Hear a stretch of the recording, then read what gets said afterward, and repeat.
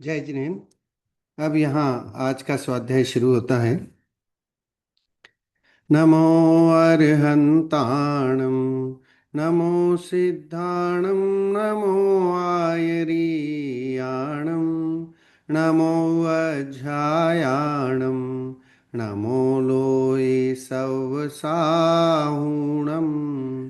ऐसो पंच नमोकारो सव पावपणासनो मंगलाणं च सव्वेसिं परमं हवै मंगलम।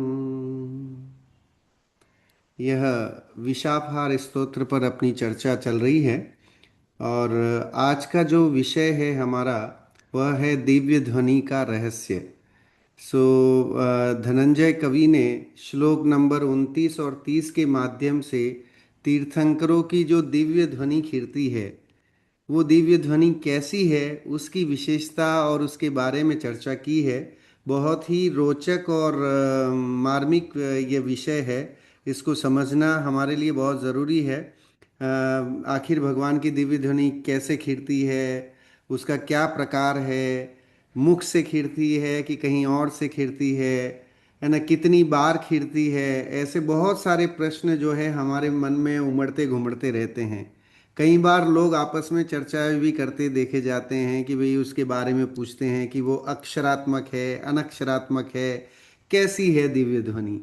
सो आज की उस अलौकिक यात्रा पर अपन बढ़ रहे हैं।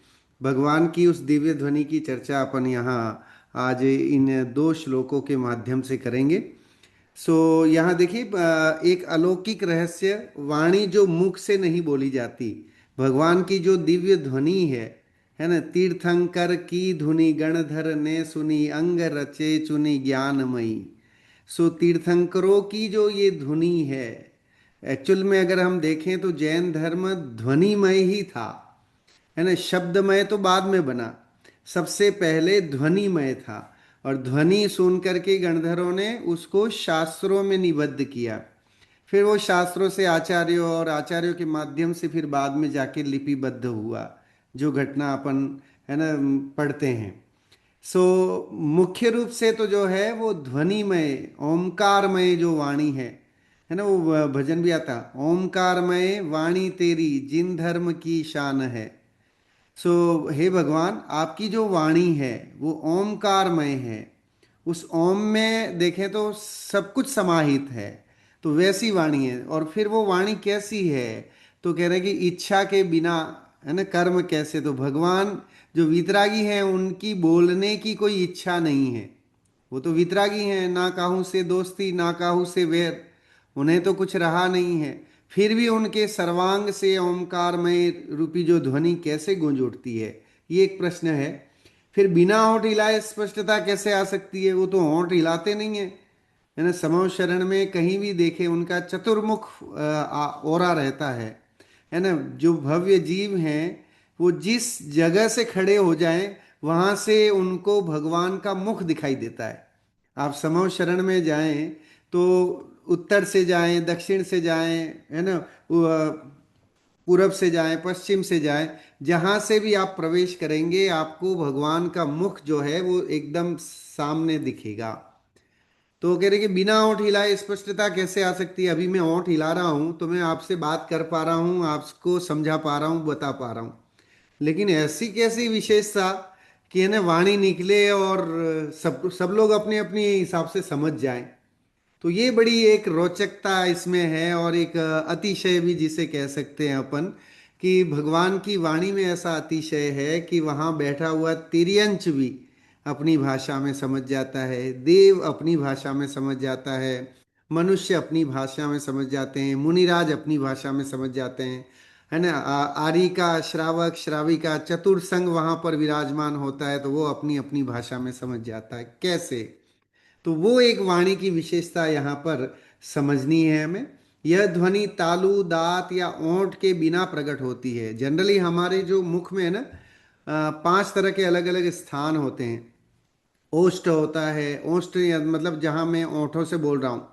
सो जो प लेटर होते हैं, प, फ, ब, भ, म, ये सारे लेटर में बोल रहा हूँ तो मेरे ओंठ जो है टकरा रहे हैं, तो इसको ओष्ठ अक्षर बोलते हैं। ऐसे तालव्य होते हैं, इचु यशानाम तालु करके संस्कृत का एक वो है। तो च छ ज ये तालु से बोले जाते हैं, दंत से बोले जाते हैं, है ना। इस तरह के जो मुंह के अंदर की जो हमारे 5 स्थान होते हैं जहाँ से अलग अलग तरह से जो है वो अक्षर निकलते हैं। लेकिन तीर्थंकरों की जो वाणी है, दिव्य ध्वनि जो है, वो कैसी है, निरक्षरी है।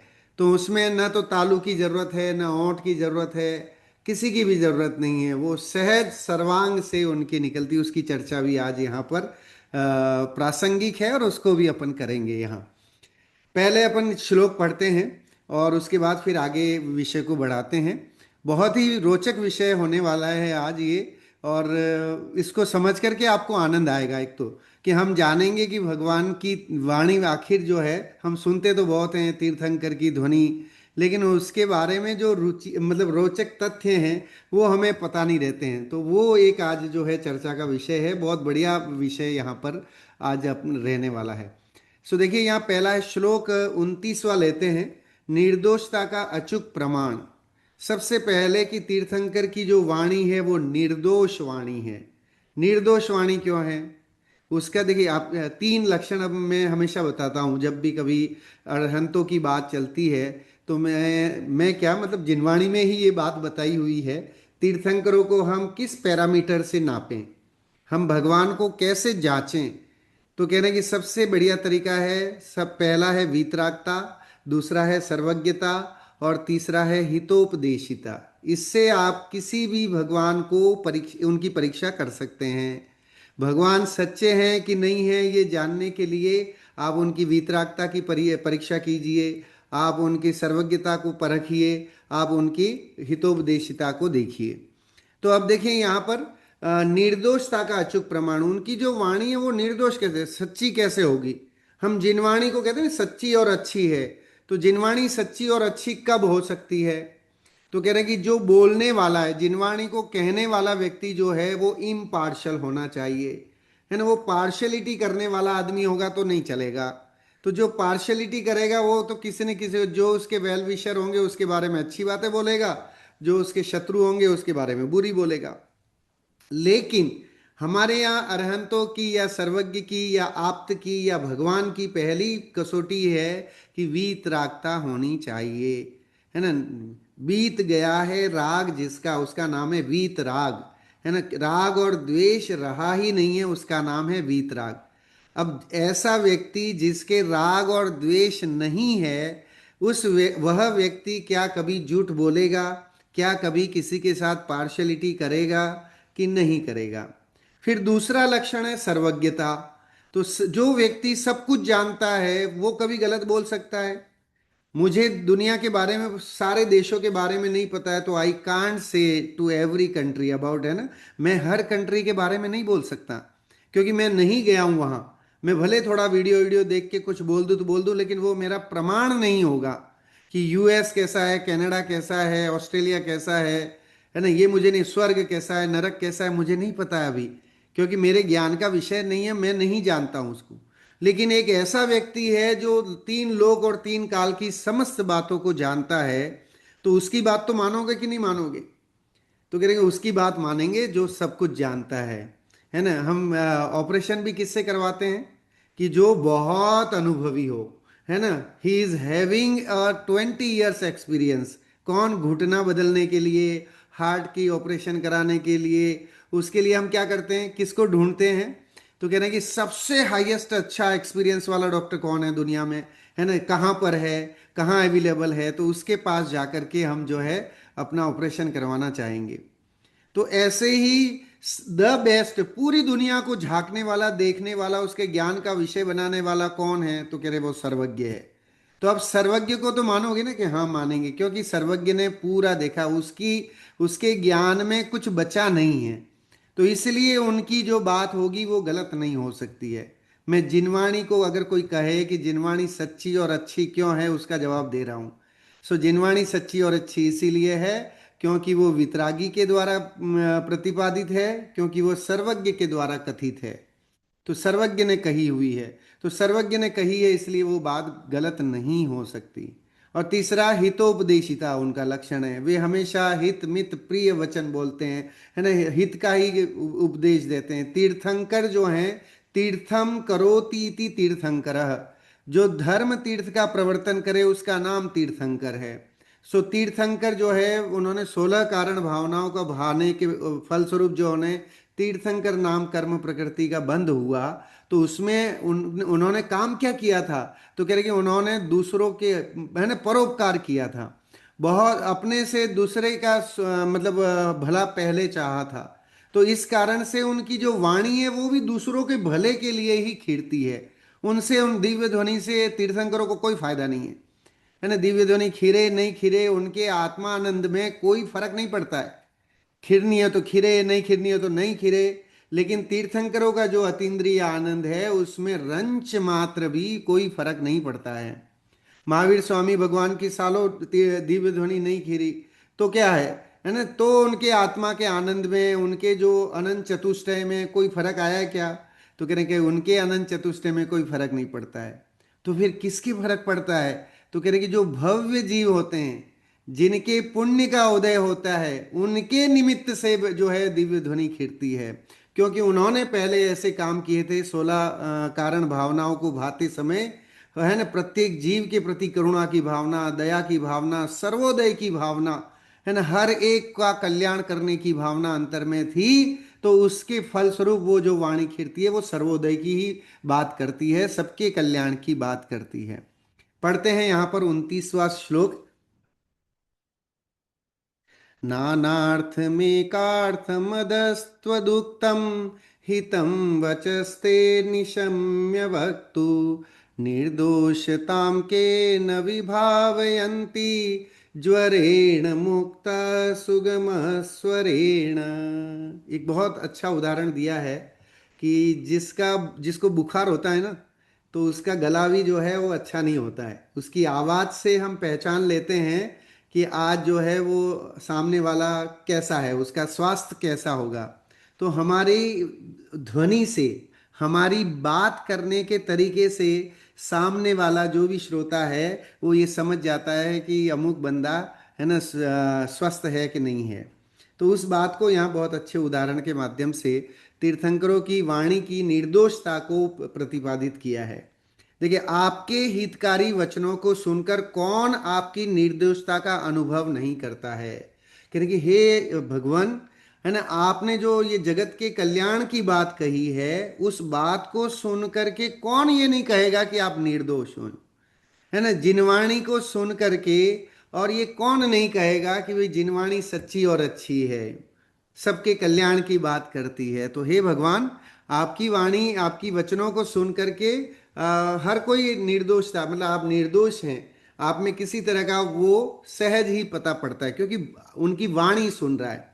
जैसे जो ज्वर से मुक्त हो जाता है ना, जिसको बुखार, मतलब बुखार चला गया है, वह अपने स्पष्ट स्वर से ही पहचाना जाता है। तो कह रहे हैं कि जिसका बुखार चला जाता है तो वो अपने, उसकी वाणी बहुत अच्छी हो जाती है, तो उससे हमने पहचान में आ जाता है कि हाँ भाई, अब जो है ये व्यक्ति एकदम स्वस्थ है। तो ऐसे ही कह रहे हैं कि आपकी वाणी में जो दम है, उस दम के कारण से हम कह सकते हैं कि आप जो हैं वो निर्दोष हैं। क्योंकि यहाँ पर किसी के न राग और न द्वेष, है ना, न किसी पर्टिकुलर किसी उसके लिए बात कही गई है। इसका पद्यानुवाद पढ़ते हैं। नानार्थक भी एकार्थक भी वाणी के वक्ता हो आप, जिसको सुन निर्दोष बतावे और मिटावे सब संताप। सुनने से ही दोष रहितता उसकी प्रकटित हो जाती, जैसे ज्वर से मुक्त अवस्था स्वर से ही जानी जाती। मतलब बुखार से मुक्त है व्यक्ति, वो उसके बोलने के तरीके से पहचाना जाता है। ऐसे ही आपकी निर्दोषता आपकी वाणी से सहज परिलक्षित होती है। तो तीर्थंकर की जो वाणी है वो निर्दोष है, इस बात को यहाँ पर सिद्ध कर रहे हैं। देखिए, अन्वयार्थ पढ़ते हैं। नानार्थम, अनेक अर्थों के प्रतिपादक, यथा एकार्थम, एक ही प्रयोजन युक्त आपके कहे हुए, है ना, अदह हितम वचः, इन हितकारी वचनों को सुनकर, देखिए तीर्थंकर की जो ध्वनि है उसमें नानार्थ लिखा है, अनेक अर्थ है ना। देखिए वाणी कैसी है, तो कहने की शादवादमय है, अनेक है ना, अनेकांतात्मक है। क्यों? क्योंकि वस्तु अनेकांतात्मक है। अगर कोई वस्तु अनेक अर्थ को बताने वाली है तो मुझसे मैं उसे एक एक पक्ष कैसे कह सकता हूं? तो मैं एक पक्ष नहीं कह सकता हूं। तो जैन धर्म की ये सबसे बड़ी विशेषता है कि जैन धर्म अनेकांतात्मक है।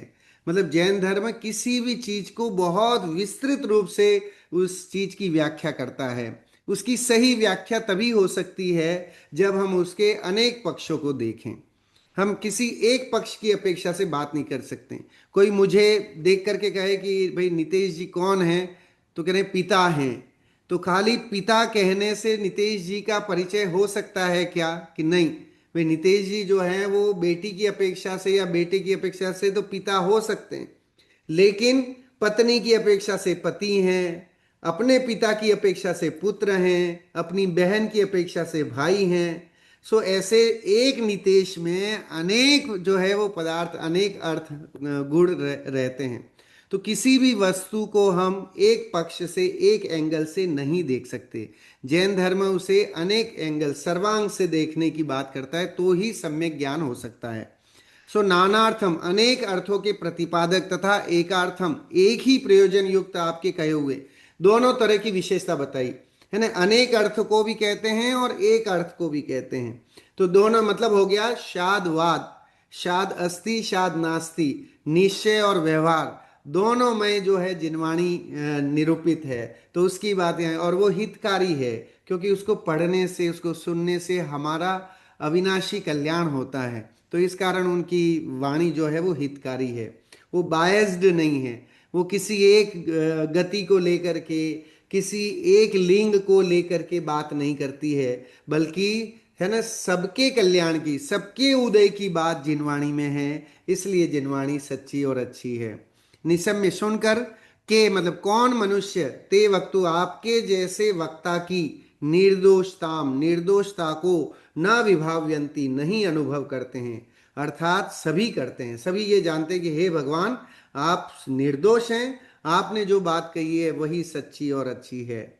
जैसे यह जो ज्वरेण मुक्ता भवती, बुखार से मुक्त हो जाता है, सह वह स्वरेण सुगमा भवती, है ना, वो अपनी गले की आवाज उसकी अच्छी हो जाती है। जैसे ही बुखार दूर होता है तो आवाज अच्छी हो जाती है, बुखार आता है तो आवाज में थोड़ा परिवर्तन आ जाता है, स्वर से सुगम हो जाता है, अर्थात स्वर से उसकी अच्छी तरह से पहचान हो जाती है। भावार्थ पढ़ते हैं। आपके वचन नानार्थ होकर भी एकार्थ हैं, है ना। यह प्रारंभ में विरोध मालूम होता है, पर अंत में उसका इस प्रकार परिहार हो जाता है कि आपके वचन शाद्वाद सिद्धांत से अनेक अर्थों का प्रतिपादन करने वाले हैं, है ना। एक बात नहीं बताते, बल्कि उस चीज को अगर हम निश्चय व्यवहार से, द्रव्यार्थिक पर्यायार्थिक नय की अपेक्षा से देखेंगे, शाद है ना, शादवाद से देखेंगे, तो हमें जो है वो बात समझ में आएगी कि ये बात ऐसी है। फिर भी एक ही प्रयोजन को सिद्ध करते हैं, अर्थात पूर्वापर विरोध से रहित हैं। मतलब एक ही प्रयोजन है और उसमें कहीं कोई विरोध नहीं आता है। आप कोई भी बात देख लें, किसी एक बात को लिखेंगे, हर ग्रंथ में आपको उसी से संबंधित बात मिलेगी। तत्वार्थ श्रद्धानम सम्यक दर्शनम, ये तत्वार्थ सूत्र का सूत्र है। अब ये ना 7 तत्वों के श्रद्धान को सम्यक दर्शन कहते हैं। ये आप शायद पूरे ग्रंथ जो है वो पढ़ लीजिए, हर जगह आपको यही चीज मिलेगी। तो इससे हमें ये समझ में आती है कि एक तो कंटिन्यूटी, दूसरा यूनिफॉर्मिटी जो है वो सेम है। हर ग्रंथ में एक ही बात आती है कि 7 तत्वों के श्रद्धान का नाम सम्यक दर्शन है, आपा पर के श्रद्धान का नाम सम्यक दर्शन है ना। इस तरह के और भी जितने भी सिद्धांत हम लगाएंगे उसमें कहीं कोई पूर्वापर विरोध नहीं आता है।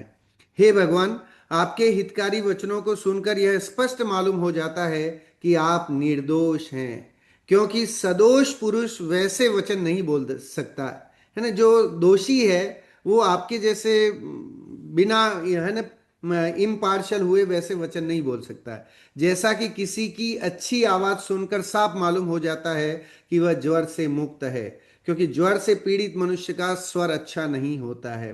तो आपकी निर्दोष वाणी सुन करके, पढ़ करके हमें ये समझ में आ गया कि हे भगवान, आपने जो बात कही है मतलब आप भी निर्दोष हैं। ये बात यहाँ पर भगवान की वाणी को लेकर के तीर्थंकर की वाणी के महत्व की बात यहाँ पर करती हैं। देखें, अवस्था जो है वो बुखार की अवस्था, यहाँ पर चर्चा बुखार की अवस्था की चर्चा की जा रही है। तो अवस्था है ज्वर, बुखार। वो बुखार कौन सा है? तो कह रहे कि मोह राग द्वेष रूप बुखार। परिणाम क्या है उसका? तो कह रहे विकृत और अस्पष्ट स्वर, है ना। अगर राग द्वेष होगा तो संसार का परिभ्रमण, ये उसका फल होगा। बुखार होगा तो आवाज खराब होगी। ऐसे ही मोह राग द्वेष होंगे तो उसका कारण क्या है? 4 गति और 84 लाख, है ना, योनिया, उसमें भ्रमण करना होगा। और अवस्था है ज्वर से मुक्त, पूर्ण वितरागता और निर्दोषता। तो उसका परिणाम क्या है? परम स्पष्ट, शांत और हितकारी वचन।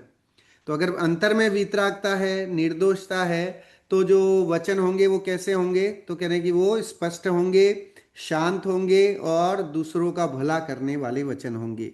जो निर्दोष नहीं है उस व्यक्ति के वचनों की कोई प्रामाणिकता नहीं होती है ना। निष्कर्ष, तीर्थंकर के वचन सुनकर ही यह सिद्ध हो जाता है कि वे सर्वथा निर्दोष हैं। सदोष पुरुष ऐसे परम हितकारी वचन बोल ही नहीं सकता है ना। जिसमें दोष है वह व्यक्ति ऐसे वचन नहीं बोल सकता है। चलिए आगे बढ़ते हैं और विषय दिव्य ध्वनि के बारे में जो तीसरा श्लोक है उसको यहाँ पढ़ते हैं। न क्वापि वाञ्छा वव्रते च वाक्ते काले क्वचित् कोऽपि तथा नियोग न पुराम्य बन्धुत्यमित्यदंश स्वयं हि शीतद्युतिरुभ्यतेति। दिव्य ध्वनि के खिरने में नहीं इच्छा का कुछ भी संयोग, भव्य जीव हित नियत काल पर तदपि प्रकट हो यही नियोग। नहीं बढ़ाना कभी चाहता शशि समुद्रों का पानी, तो भी उगता शशि अम्बुधि बढ़ते बात यही जानी। देखिए यहाँ पर दूसरा उदाहरण दिया है चंद्रमा का, कि चंद्रमा के खिलने से जो है क्या होता है कि ज्वार भाटा जो आता है, तो ज्वार भाटे में यही इस तरह से बहुत तेज है ना लहरें आने लग जाती हैं। समुद्र में तूफान सा आने लग जाता है। तो उसकी चर्चा यहाँ कहते हैं ते मतलब आपकी को आपकी किसी भी वस्तु में वांछा न मतलब इच्छा नहीं है। दिव्य ध्वनि खिराने में भी तीर्थंकरों की कोई इच्छा नहीं होती। वो अनिच्छक जो है दिव्य ध्वनि खिरती है। और वाक प्रवृत्ते वचन प्रवृत्त होते हैं सचमुच में क्वचित काले किसी काल में, तथा वैसा कह अपि नियोग कोई नियोग नियम ही होता है। क्योंकि चंद्रमा है ना अम्बुधिम पुरयामी, मैं समुद्र को पूर्ण कर दूं, इति इसलिए उदित नहीं होता किंतु स्वभाव से उदित होता है। सो यहाँ तीर्थंकर की जो दिव्य ध्वनि है उसकी बात यहाँ पर कर रहे हैं चंद्रमा के उदाहरण के माध्यम से। चंद्रमा के खिलने से समुद्र में जो तेज लहरें आती हैं वो चंद्रमा के कारण से नहीं, वो तो सहज ही आ जाती। चंद्रमा ये सोच के नहीं है ना निकलता है कि मैं सूरज को तेज है ना वो लहरें ला दूंगा। तो ऐसे ही तीर्थंकरों की जो वाणी है वो भी सहज खिलती है ना। वो किसी की इच्छा से, किसी के उससे नहीं, वो सहज अपनी बिना इच्छा के जो है तीर्थंकर की ध्वनि खिलती है। जिस प्रकार चंद्र यह इच्छा रखकर उदित नहीं होता कि मैं समुद्र को लहरों से भर दूंगा, पर उसका वैसा स्वभाव ही है कि चंद्रमा का उदय होने पर समुद्र में लहरें उठने लगती हैं। उसी प्रकार आपके यह इच्छा नहीं है कि मैं कुछ बोलूं, पर वैसा स्वभाव होने से आपका वचन प्रकट होने लगते हैं। वो स्वभाव ही ऐसा है कि सहज ही दिव्य ध्वनि खिरने लगती है। देखिए यहाँ यार नानार्थ होकर भी एकार्थ शादवाद का चमत्कार बताया तीर्थंकरों की वाणी में। एक तो है अनेक अर्थ बताने वाली है तीर्थंकर की वाणी, शादवाद सिद्धांत से युक्त है ना। शादवाद में सप्तभंगी आते हैं जिसमें 7 तरह से अलग अलग बातें कही जाती हैं। शाद अस्ति, शाद नास्ति, शाद अवक्तव्यम, शाद अस्ति नास्ति, है ना, इस तरह से उसके 7 भंग होते हैं, जिससे किसी भी बात को स्पष्टता से कहा जा सकता है। तो वह बात यहाँ तीर्थंकरों की वाणी में भी आता है कि यहाँ जो बात है, तीर्थंकरों की जो ध्वनि है वो शादवादमय है ना, शादवादमय वाणी तेरी। तो वो वाणी कैसी है कि वो हर एक वस्तु के एंगल को बताने वाली, किसी एक पक्ष का प्रतिपादन करने वाली नहीं है। फिर है एक प्रयोजन, एकार्थ। प्रयोजन क्या है? इतनी विविधता के बावजूद भी इन सभी वचनों का केवल एक ही अंतिम लक्ष्य और प्रयोजन है, जीवों का कल्याण और मोक्ष की प्राप्ति। इन वचनों में कोई पूर्वापर विरोध नहीं होता। कह रहे कितने भी ग्रंथ पढ़ लें, लेकिन सारे ग्रंथों का सार क्या है? तो कह रहे सारे ग्रंथों का सार वीतरागता है, मुक्ति की प्राप्ति ही है। 4 अनुयोगों में अपनी जिनवाणी निबद्ध है। तो चारों अनुयोगों का उद्देश्य क्या है, मोटिव क्या है? तो कह रहे कि चारों अनुयोग पढ़ लो, चाहे प्रथमानुयोग के किस्से कहानियां पढ़ो, चाहे द्रव्यानुयोग का गुण, है ना, ज्ञान पढ़ो, रहस्यमय 7 तत्व, 6 द्रव्य पदार्थ, उनके बारे में जानो, चाहे कर्णानुयोग के कर्मों के विधान आदि की चर्चा करो, चाहे चरणानुयोग के चरित्र की चर्चा करो। लेकिन ये चारों अनुयोगों का एकमात्र प्रयोजन वितरागता को बढ़ाना है। तो एक ही प्रयोजन है ना, तीर्थंकरों की वाणी का प्रयोजन एक है कि मुक्ति की प्राप्ति कराना। देखिए यहाँ बिना इच्छा के सर्व कल्याण के लिए तीर्थंकरों की वाणी प्रसरित होती है। आपकी किसी भी वस्तु में इच्छा नहीं है, फिर भी वचन प्रवृत्त होते हैं।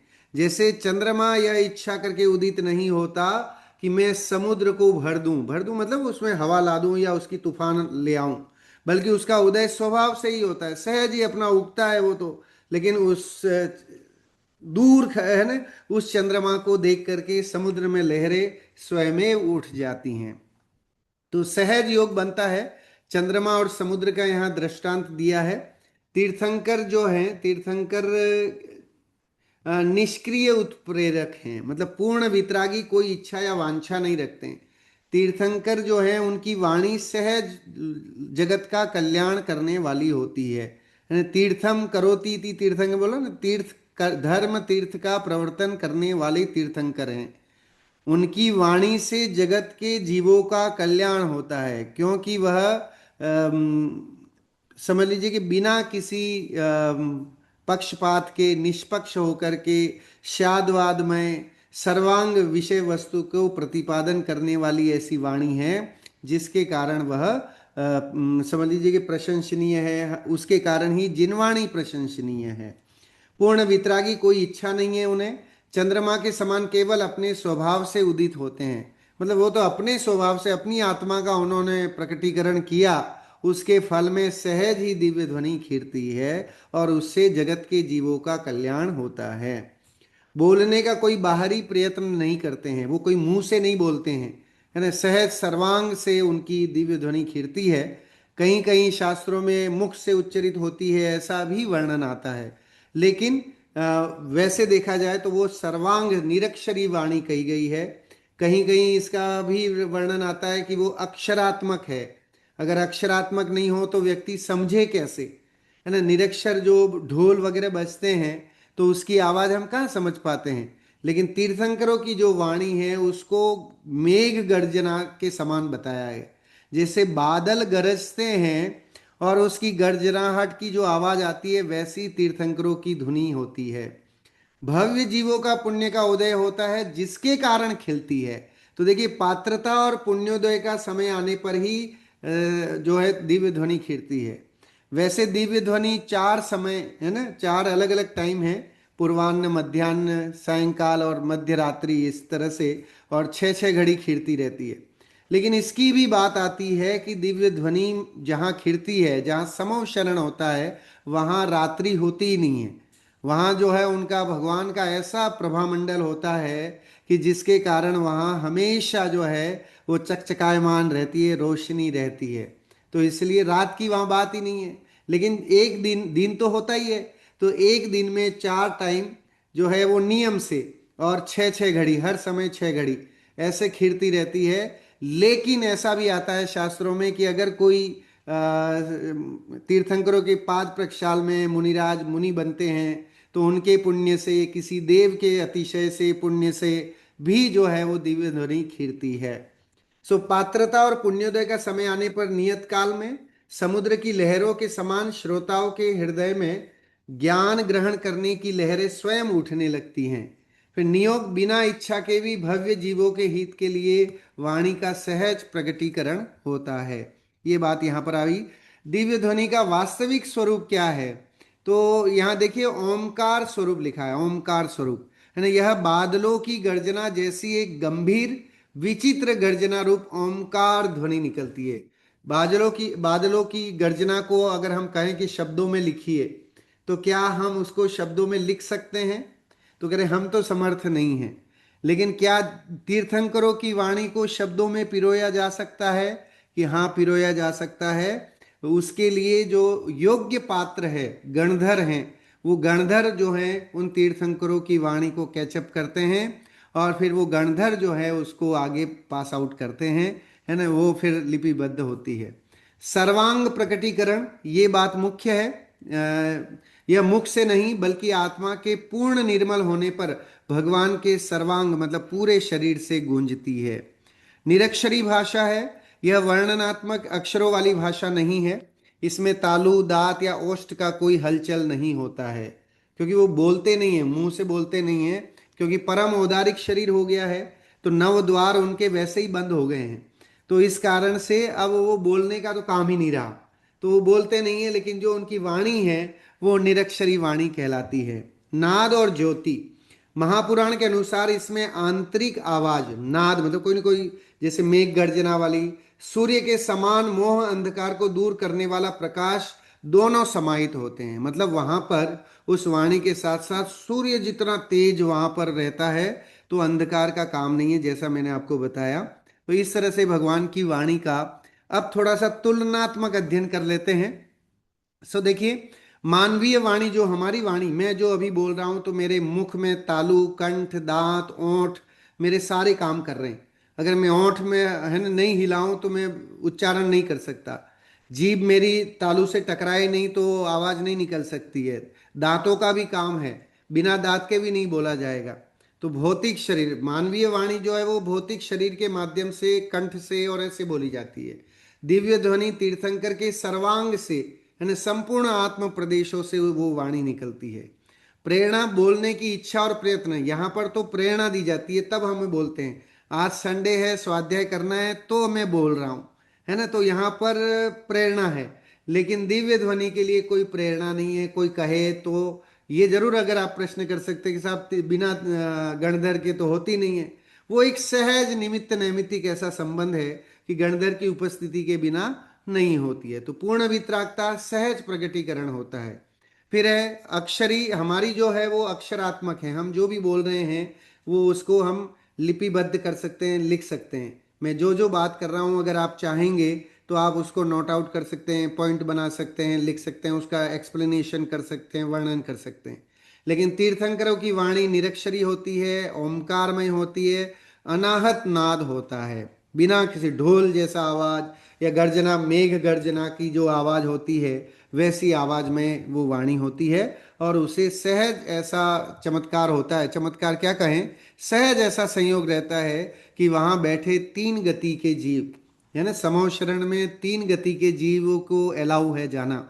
चतुर्गति मतलब चौथी जो नरक गति है, वो नारकी जीव वहां समो शरण में नहीं रहते हैं। सो तीन गति के तिर्यंच, देव, मनुष्य अपनी अपनी योग्यता और भाषा के हिसाब से उसको समझते हैं। कब? जब तीर्थ वहां पर गणधर मौजूद होते हैं, तो गणधर उसको जो है वो ट्रांसफर करके और उसको जो है वो कन्वर्ट कर देते हैं लोगों की अलग अलग भाषाओं में। सो गणधर जो हैं वो एक तरह से बूस्टर का काम करते हैं, या समझ लीजिए कि वो डाइवर्टर का काम करते हैं, कि वो उस वाणी को कैचअप करते हैं और फिर अलग अलग उसको भेजते हैं। केवल उस भाषा को जानने वाले समझते हैं, है ना। हम जो बोल रहे हैं वो तो आप हिंदी जान रहे हैं इसलिए आप समझ रहे हैं, लेकिन जो हिंदी नहीं जानता है तो उसको समझ में नहीं आएगी। लेकिन दिव्य ध्वनि ऐसी है कि हर श्रोता जो भी वहां बैठा है वो अपनी अपनी भाषा में उसको समझ लेता है, जिसे आज के समय में हम पार्लियामेंट या लोकसभा विधानसभा वगैरह में देखते हैं, तो वहाँ पर जो है वो साउंड सिस्टम ऐसे लगे रहते हैं कि वहाँ प्रधानमंत्री जी हिंदी में बोल रहे हैं, लेकिन बाकी सबको, है ना, केरला वाले को मलयालम में सुनाई दे रहा है, किसी को अरबी में सुनाई दे रहा है, किसी को इंग्लिश में सुनाई दे रहा है। जिसने अपने साउंड में जो भाषा फीड कर ली है उसके हिसाब से उसको सुनाई देता है। तो उस समय भी ऐसा ही होता था। तीर्थंकरों की वाणी तो ओंकार में होती थी, अनहद नाद रूप होती थी, लेकिन वह वाणी जो है सबको अपनी अपनी भाषा में समझ में आ जाती थी। इसका एक यहाँ पर अच्छा इंफोग्राफिक आपको सामने दिख रहा होगा। सार्वभौमिक अनुवाद, है ना, हर हर भाषा में, वो सर्वभाषामय है। हम अगर इसकी विशेषता बताएं तो तीर्थंकरों की जो दिव्य ध्वनि है वो सर्वभाषात्मक भी कही जाती है। उसमें बहुत सारी भाषाएं जो है वो मिलती हैं। तो देखिए, श्वेत प्रकाश एक रूप निरक्षरी दिव्य ध्वनि है, और वह फिर जो है वो अलग अलग हिंदी उसका अनुवाद हो जाता है, प्राकृत, संस्कृत, अन्य क्षेत्रीय भाषाओं में, पशु पक्षियों की भाषाओं में ये जो है चल जाए। श्रोता अपनी अपनी निर्मलता और योग्यता से इसको समझ लेते हैं। जैसे स्फटिक मणि में आप जैसा भी प्रकाश डालेंगे वो उसके हिसाब से वो कलर जो है वो स्फटिक मणि बन जाता है। हाथ में रखेंगे तो हाथ का जो भी कलर होगा वो पूरा आ जाएगा, लाल रंग, हरा रंग, पीला रंग, जैसा जैसा भी होगा। जिस प्रकार आकाश से बरसा पानी एक रूप होता है, परंतु पृथ्वी पर पड़ते ही अनेक रूप में बदल जाता है, उसी प्रकार सर्वज्ञ देव की ध्वनि पात्रों के भेद से अनेक रूप धारण कर लेती है। ठीक है, पानी तो एक जैसा गिर रहा है, लेकिन बंजर भूमि पे जाएगा तो वैसे ही रहेगा, अच्छी उपजाऊ भूमि पे जाएगा तो वहाँ अनाज उगा देगा, कहीं गड्ढे में जाके इकट्ठा हो जाएगा तो वहाँ पर पोखर बन जाएगा, तालाब बन जाएगा, समुद्र में जाएगा तो मिल जाएगा, खारा बन जाएगा। तो इस तरह से उसके अनेक रूप हो जाते हैं। ज्ञान की यात्रा अनंत से हमारे हाथों तक कैसे आती है? तो तीर्थंकर मूल स्रोत है, केवली भगवान की निर्मल आत्मा और अनंत ज्ञान, क्योंकि उन्होंने अनंत दर्शन, अनंत है ना, ज्ञान, अनंत सुख और अनंत वीर्य, ये अनंत चतुष्टय प्रकट किए हैं। उस अनंत चतुष्टय के फल से और 16 कारण भावनाओं को उभाने से जो तीर्थंकर नाम कर्म प्रकृति का उदय हुआ, उससे जो है वो दिव्य ध्वनि प्रसरित होती है। सो दिव्य ध्वनि का माध्यम बिना इच्छा के सहज ओंकार रूप सर्वांग से प्रस्फुटित होने वाली यह दिव्य ध्वनि होती है। गणधर जैसे गौतम स्वामी ये उस निरक्षरी ध्वनि को संग्रहण कर, एक है ना, कैचअप कर संशय दूर करते हैं। जो जो संशय रहता है उस संशय को वो वहां पर दूर करते हैं। तो इस तरह से बोलते हैं ना, तीर्थंकर की धुनि, जो वो जिनवाणी स्तुति में हम बोलते हैं, तीर्थंकर की धुनि गणधर ने सुनी, अंग रचे चुनी ज्ञानमयी, सो जिनवर वाणी शिव सुखदानी, त्रिभुवन माही। इस तरह से इसका वो आता है, स्तुति है। तो उसमें आती है तीर्थंकर की ध्वनि गणधर ने सुनी, और अंग रचे, द्वादशांग के रूप में उसकी रचना होती है जिनवाणी का, जो कि हमारा द्वादशांग जिनवाणी जो है वो द्वादशांगमय है। सो गणधरों और आचार्यों द्वारा रचित शास्त्र जो हम तक पहुंचते हैं, बिना उस आश्रय के आत्म तत्व का ज्ञान संभव नहीं है। अगर तीर्थंकर उस बात को नहीं कहते, तो गणधर उसे नहीं सुनते और गणधर आचार्यों को नहीं बताते, तो क्या आज जिनवाणी हमारे पास रहती? तो आज जो भी जिनवाणी हमारे पास है, जो निष्पक्ष होकर के, राग द्वेष रहित होकर के पूर्ण वितरागता की बात करती है, वह जिनवाणी कहलाती है, और वह तीर्थंकरों की वाणी है ना। वो आता ना, वीतरागता की पोषक ही जिनवाणी कहलाती है, यह है मुक्ति का मार्ग हमें जो बताती, इस तरह से उसका वो आता है। तो वीतरागता की पोषक जो है वो जिनवाणी है, जो कि वो द्वादशांगमय है। इसकी चर्चा यहाँ पर अपन ने की। इस तरह की विशेषता जो है इस दिव्य ध्वनि में है। और दिव्य ध्वनि की विशेषता हम देखते हैं तो यहाँ पर देखिए इसकी चर्चा आई है। दिव्य ध्वनि का अमोघ प्रभाव क्या क्या है? सो कह रहे मोह रूपी अंधकार का नाश कर देती है ना। यह सूर्य के समान जीवों के मन में स्थित अज्ञान और मोह को नष्ट कर देती है। सो दिव्य ध्वनि सुनते ही है ना सम्यक्त्व की प्राप्ति हो जाती है। ये हमारा दुर्भाग्य है कि हम कई बार जो है समो शरण में गए, साक्षात तीर्थंकरों की वाणी सुनी, ऐसा शास्त्रों में आता है कि इस जीव ने, यानी मोह के तीव्र उदय के कारण कई बार ये जीव जो है वो साक्षात तीर्थंकरों के उसमें गया, समूह शरण आदि में गया, लेकिन मिथ्यात्व का ऐसा प्रबल जोर रहा कि वहां पर भी कोरा रह गया और वापस जो है वो मिथ्यात्व लेकर के ही आ गया। लेकिन यहाँ बता रहे हैं कि जब जीव वहां पहुंचते हैं तो वहां का ऐसा हो रहा होता है कि वो वाणी जो है वो लोगों के अज्ञान को दूर करने वाली, मोह को नष्ट करने वाली है। जिनवाणी हम पढ़ते हैं तो हमारा मोह दूर होता है कि नहीं? है ना, जब भी हम जिनवाणी का स्वाध्याय आदि करते हैं तो उसमें जो बातें बताई हैं, है ना, चाहे चरणान योग हो, करणान योग हो, द्रव्यान योग हो, प्रथमान योग हो, लेकिन ये जब हम पढ़ते हैं तो उनमें जो बातें हैं उसको अगर हम जीवन में अपनाते हैं तो हमारी अज्ञानता दूर होती है, मोह का अभाव होता है। इसमें कहीं कोई मतलब डाउट नहीं है। वैर भाव का अंत होता है दिव्य ध्वनि की उसमें, वहां पर समो शरण में, है ना, गाय और अगर आपने भगवान महावीर स्वामी के संदेशों में देखा होगा तो मंदिरों में आपको ये एक चित्र मिलता है कि जहाँ पर शेर और गाय जो हैं एक ही उसमें पात्र में पानी पी रही हैं। तो वहां पर वैर भाव किसी भी तरह का नहीं रहता। अच्छा से अच्छा बड़ा शत्रु भी जो है उसका मान गल जाता है ना। तो आप देखो गौतम स्वामी जब वहां पहुंचे तो मानस्तंभ को देख करके उनका मान गल गया। तो दिव्य ध्वनि की ऐसा अतिशय ऐसा प्रभाव है कि वहां वैर भाव का अंत हो जाता है। इसके प्रभाव से पशु पक्षी भी अपने स्वाभाविक क्रूरता त्याग करके शांत हो जाते हैं।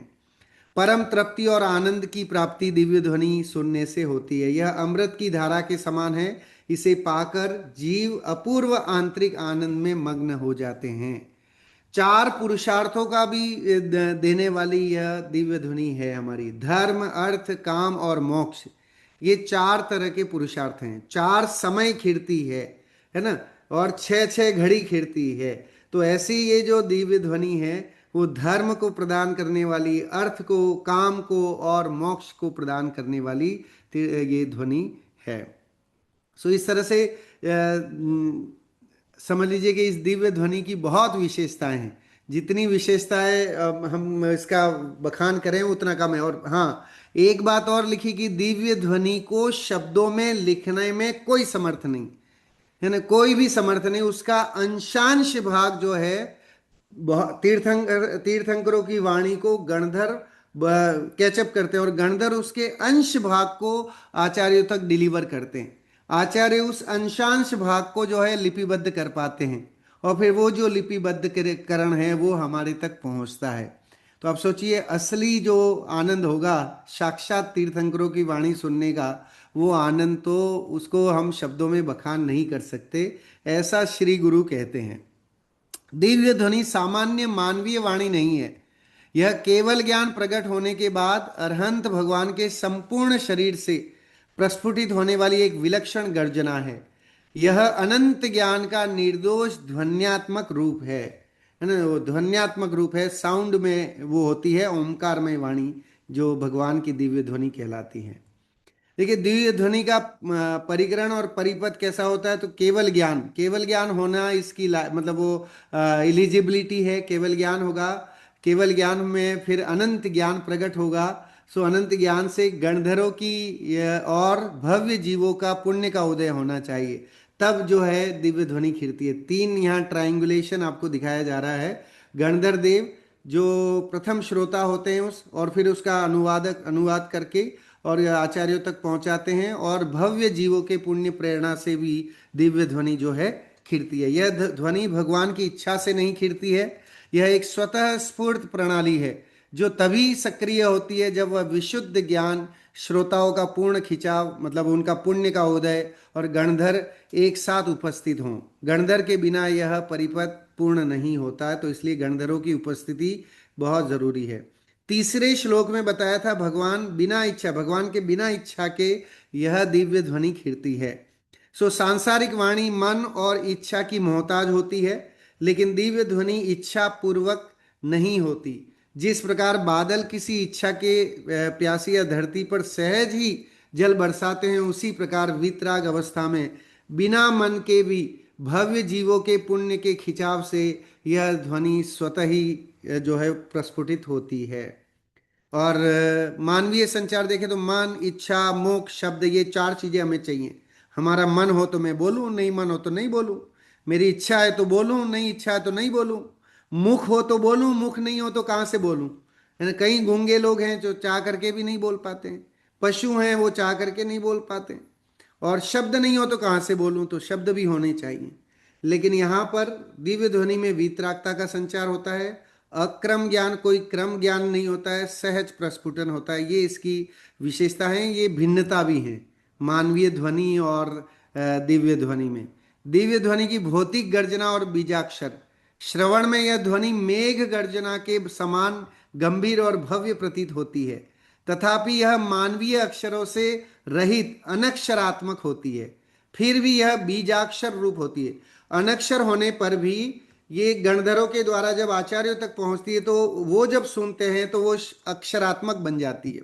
और फिर आचार्य जो है उसे अक्षरात्मक रूप से लिपिबद्ध करते हैं। एक ही अखंड ध्वनि में ब्रह्मांड का संपूर्ण अर्थ और रहस्य संकुचित अवस्था में समाहित हो जाता है। मतलब सब कुछ आ जाता है, द्वादशांग में कुछ बचता नहीं है।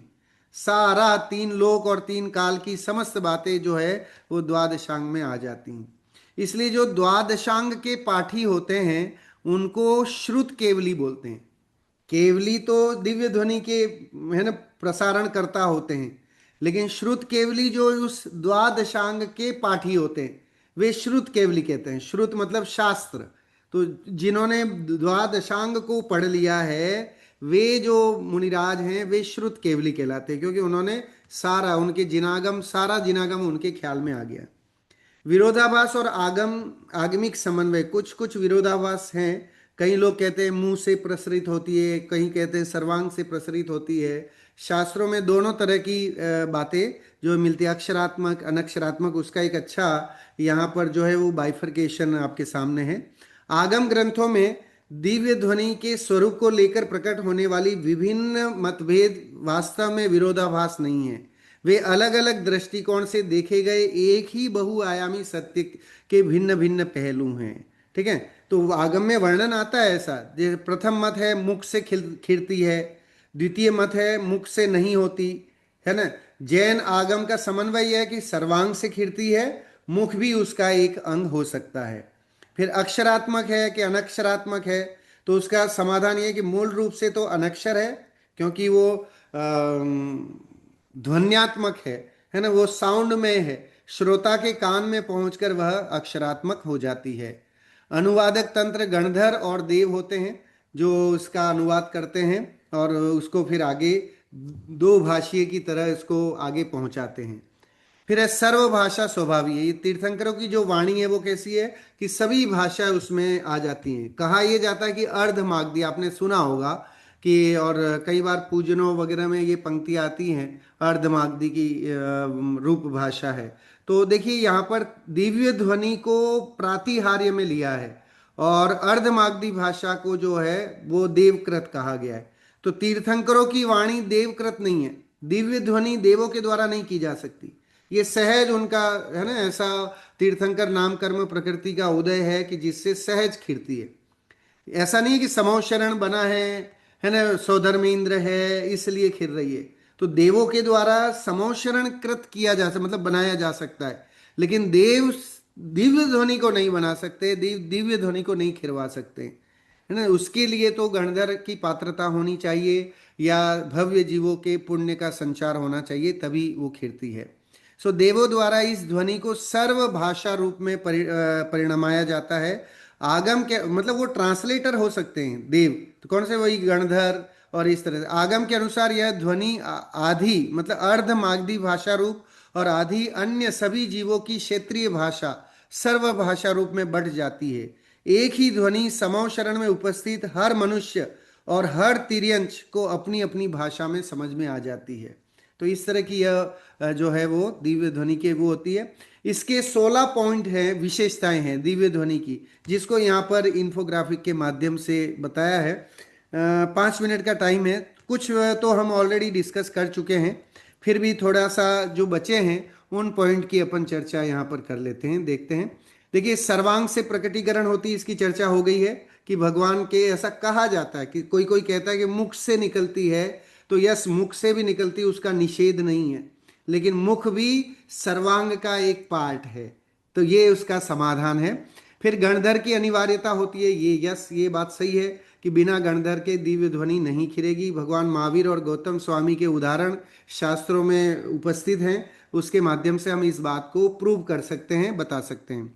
इच्छा रहित सहज प्रभाव, ये तो अभी हम इसी श्लोक से, विशापहार के तीसरे नंबर के श्लोक से ये बात सिद्ध होती है कि भगवान किसी इच्छा से नहीं बोलते हैं, है ना। दिव्य ध्वनि की भाई साहब सोधर्म इंद्र आ गए हैं हमारे दरबार में तो चलो चालू कर दो, है ना, या कोई मुनिराज आ गए हैं तो चालू कर दो, इस तरह से नहीं होती है। बल्कि वह गणधर की उपस्थिति और वहां उपस्थित लोगों के पुण्य के उदय से खिड़ती है। ओमकारमयी है, ये बात हमने की है कि भाई बादलों की गर्जना, मेघ गर्जना के समान उसकी जो है वो आवाज होती है। केवल ज्ञान का अतिशय, यह केवल ज्ञान प्राप्त अरहंतों को ही संभव है। ऐसा नहीं कि दिव्य ध्वनि किसी को भी हो जाए, या आप कहें कि सब चार ज्ञान के धारी मुनिराज हैं तो उनको भी दिव्य ध्वनि हो जाए, श्रुत केवलियों को हो जानी चाहिए, तो नहीं। यहाँ पर यह नियम है कि चार अनंत चतुष्टय प्रकट होने चाहिए, और केवल ज्ञान की यहाँ पर इलिजिबिलिटी है कि होना चाहिए। स्वाभाविक उत्पत्ति, ये सहज स्वाभाविक उत्पत्ति होती है, उसमें किसी का कोई बाउंडेशन नहीं है, कोई भी पराधीनता नहीं है। अक्रम से क्रमिक का ज्ञान, देखिए जो दिव्य ध्वनि है वो कोई क्रम नहीं होता उसका, कि पहले ये होगा कि वो, दिव्य ध्वनि में हम कोई कहे, प्रश्न करे कि साहब दिव्य ध्वनि में पहले प्रथमानुयोग आया कि चरणानुयोग आया कि द्रव्यानुयोग आया कि कर्णानुयोग आया, तो कह रहे कोई क्रम नहीं है, वो अक्रम होती है। लेकिन जब कानों में पड़ती है तो फिर वह क्रम बन जाता है उसका। तो भगवान के अक्रम एक साथ ज्ञान के क्रमिक वचनों को निकलना, यह ना वो दिव्य संयोग है। अर्थ निरूपक शक्ति, इसमें उस अक्रम होते हुए भी, उसमें बिना किसी अनक्षरात्मक होते हुए भी उसका प्रतिपादन किया जा सकता है, उसको शब्दों में ढाला जा सकता है, ये उसकी लायकात है। आप ढोलक के शब्दों को नहीं लिख सकते, आप बादलों की गर्जना को नहीं लिख सकते, लेकिन दिव्य ध्वनि की जो बात है वो गणधरों के द्वारा, और गणधर उसमें उनकी ऐसी पावर या शक्ति होती है कि वह उसको शब्दों में ढाल सकते हैं। अनक्षरात्मक स्वभाव, तो वह अनक्षरात्मक होती है, इसकी चर्चा अपन कर चुके हैं। सर्वभाषात्मक की बात करी ली है हमने कि अर्धमागधी तो होती ही है, लेकिन बाकी और लोगों के लिए भी जो है वो अपनी अपनी भाषाओं में समझ, कोई जरूरी नहीं है कि समो शरण में बैठा हुआ व्यक्ति अर्धमागधी जानता है ना। तिर्यंछ है, सांप है, नेवला है, तो वो नहीं जानता है, तो वो अपनी भाषा में उसको समझ लेता है। अर्धमागधी का रूप, तो इसमें अर्धमागधी और सर्वभाषा की चर्चा अपन ने कर ली है। बीजाक्षर रूप है, श्रोता अनुसार परिवर्तन, मतलब जैसा श्रोता है उसके अनुसार वो अपनी अपनी भाषा में उसको समझ लेता है। मुख रहित वचन, वो बिना मुख के बोली जाती है। गणधर एक दिव्य दुभाषिया, गणधर जो होते हैं वो दुभाषिया का काम कर, ट्रांसलेटर का काम करते हैं, दिव्य ध्वनि को सुनते हैं और फिर उसका प्रसारण करते हैं, तो उसके बाद लोग जो है वो अपने अपने अनुसार उसको सुनते हैं। अक्षर अनक्षर का समन्वय, यह ध्वनि अक्षर और अनक्षर दोनों को एक साथ समेटे हुए है, मतलब इसमें हम ऐसा नहीं कह सकते हैं कि ये खाली अक्षरात्मक है या अनक्षरात्मक है, ये अक्षर और अनक्षरात्मक का समन्वय रूप जो है वो है। अक्षरात्मक कैसे है कि जब कानों में पड़ती है ना, आचार्यों के कानों में पड़ती है तो अक्षरात्मक हो जाती है। अनक्षरात्मक कब है, तो गणधरों के जब कानों में पड़ती है, गणधर सुनते हैं तो अनक्षरात्मक को फिर वो अक्षरात्मक रूप में करते हैं। इस तरह से भगवान की यह दिव्य ध्वनि जो है वो खिड़ती है। इसकी चर्चा अपन ने यहाँ की, बहुत ही रोचक ये विषय था, और इसे हर किसी को जानना जरूरी है कि हम भगवान की, है ना, जो केवल ज्ञानी है उनकी वाणी कैसे खिड़ती है। समो शरण में हमें अभी तो जाने का अवसर नहीं मिल रहा है, हम पहले कई बार जा चुके हैं, और अगर संयोग अच्छा रहा तो आगे भी अवसर मिलेंगे हमें, लेकिन हम वहाँ जाएं, और अब जो जाएं, इस बार अगर हम जाएं तो हम कोरे हाथ नहीं आए, और भगवान की इस वाणी का, इस स्वाध्याय के फल से हमें ऐसा संयोग मिले कि सहज ही हम जो है वो अरहंत और सिद्धों की श्रेणी में विराजमान हो जाएं। इसी मंगल भावना के साथ आज की बात को विराम देते हैं। जिनवाणी स्तुति के लिए सभी लोग खड़े हो जाएंगे। जिनवाणी स्तुति। एक प्रश्न है नितेश जी, कोई पूछ रहा है, वैभव जी। हाँ जी बताइए। वैभव जी करके। हाँ जी हाँ जी। वैभव जी। हाँ जी। हाँ जी, जय जिनेन्द्र पंडित जी। जय जिनेन्द्र। एक एक दुविधा हमेशा रहती है, हमने आज जो टॉपिक भी ऐसा था तो हमने सोचा आपसे जरूर पूछे। तो हाँ जी। भक्तामृत में हम लोग पढ़ते हैं कि स्वगा पवर स्वर्गा पवर गर्माग विमाग शिष्टा सधर्म तत्व कथन पटुस्त लोक्या। वही वाली हाँ बात है जो आप इसमें हमको बता रहे हैं कि हाँ हाँ हर हर किसी के हिसाब से वो चीज कन्वर्ट हो जाती है, लैंग्वेज में कन्वर्ट हो जाती है। तो इसमें गौतम गढ़धर का रोल कहाँ पर आता है जब भगवान की ध्वनि खिली? और अगर हमको डायरेक्टली वो, क्योंकि भक्तामृत में ऐसा लिखा है कि वो हर भाषा में स्वयं परिवर्तित होती है और हाँ सबको हाँ समझ में आनी स्वर का रास्ता बताने वाली है। तो बीच में फिर गौतम गढ़धर का रोल उसमें कहाँ पर आता है? क्योंकि भक्तांबर में नहीं लिखा है कि वो गौतम गढ़धर उसमें चाहिए, हाँ लेकिन हाँ हमने हर जगह पढ़ा भी और लिखा भी है कि गौतम हाँ गढ़धर हाँ। का होता है रोल। तो ये दुविधा देखिए थी हमारे दिमाग में। हाँ। वो पात्रता की अपेक्षा से बोला। देखिए अभी तो अपन ने पूरी चर्चा की ना कि स्वाभाविक होती है ना, हम्म। उसमें कहीं कोई वो नहीं है, लेकिन ये भी एक चीज जो है वो स्वभाव है, मतलब ऐसा निमित्त नैमित्तिक संयोग है कि वो पात्र कोई होना चाहिए जो उसको अनक्षरात्मक ध्वनि को कैचअप कर सके। तो उसके लिए जो है वो पात्रता गणधर की ही है, और वो गणधर नहीं होगा तो वो फिर खिरेगी नहीं। देखिए दूसरा ऑप्शन ये भी बताया था कि भव्य जीवों की पुण्य के निमित्त से भी, जो मैंने अभी यहाँ चर्चा की है ये शास्त्र प्रमाण चर्चा है। हम्म। राजवार्तिक और बाकी सारी चीजें, एक भी चीज जो मैंने यहाँ स्लाइड पे दी है वो कहीं भी बिना शास्त्र के प्रमाण की नहीं है। तो ये बात जरूर आती है इसमें कि जैसे मतलब अक्षरात्मक और अनक्षरात्मक की बात की, संयोग ऐसा सहज ही ऐसा बनता है कि वो कोई ना कोई वहां पर गणधर उपस्थित रहेगा ही रहेगा। उसमें बंधन नहीं है, वो भी एक स्वाभाविक क्रिया है यूं।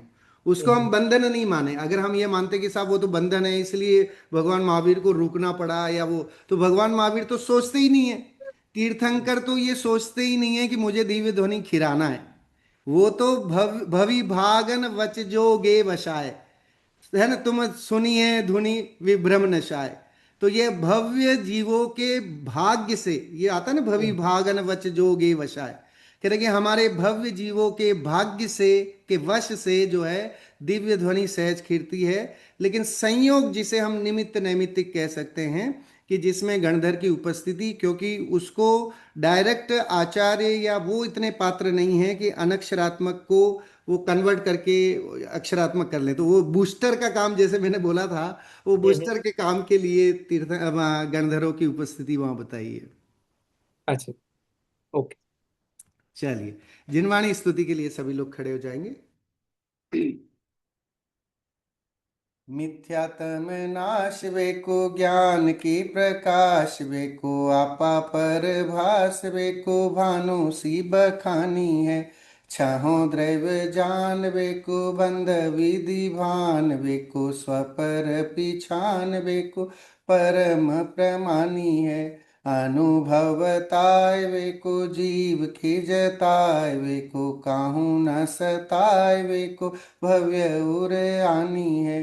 जहाँ तहाँ तार बेको पार के उतार बेको सुख विस्तार बेको यही जिन वाणी है।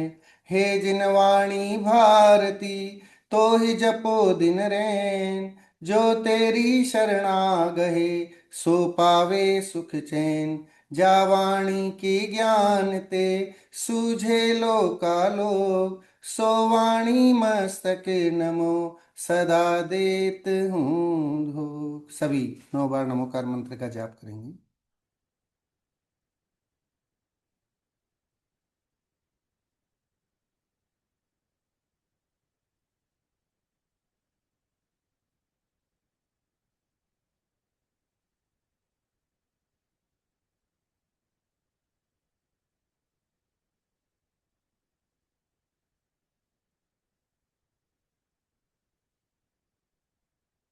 बोलिए द्वादशांग जिनवाणी मात की जय हो। बोलिए महान जैन धर्म की जय हो। बोलिए समस्त वीतरागी संतों की जय जय हो। जय। जय जिनेन्द्र। जय जिनेन्द्र।